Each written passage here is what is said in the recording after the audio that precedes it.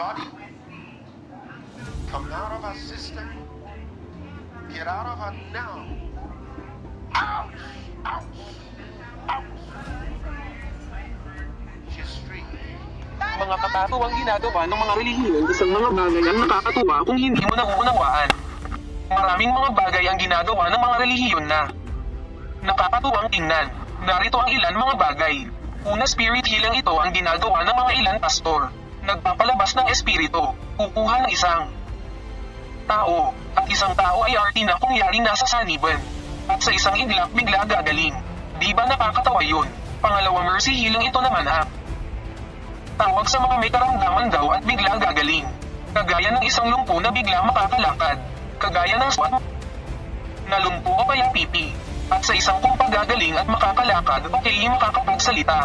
Nakakatawa di ba? Sana kung susunod yung bulad naman ang pagalingin nila hehe, yung may tahi talaga sa mata. Saksana kung totoo ang hilang nila, pumunta sila sa hospital pagalingin lahat ng may sakit. Pangatlo, ang matindi sa ginagawa na nakakatawa. Ang pagbuhay ng patay.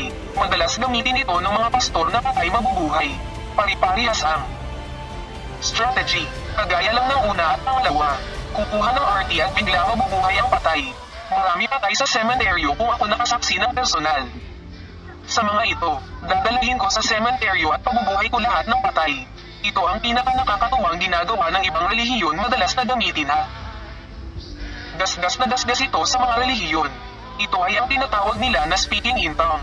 Nakakatuwa ito sa lahat sapagkat ang pastor ay magsasalita ng kakaibang salita na sila lang nakakakaintindi. Sample ng salita nila ay ang mga nasa video. Duwididap-dap, sabi ng jeep, Duwididap-dap, hahaha, sobrang nakakatuwa ang ginagawa nila. Maaaliw ka talaga, mga pastor na kakaiba ang ginagawa, na halata mo ng luluko lamang. Pero ang nakakahanga ito, marami sila tao na luluko at napapaniwala. Ikaw kasabi, isa ka ba maniniwala kung makikita mo mga ganitong pastor? Paki-comment naman sa baba, at pakitolong na rin ang ating page. Maraming salamat po. The hand or the screening system has one purpose, to keep the truly sick. Body. Come out of her system. Get out of her now. Ouch! Ouch! Ouch!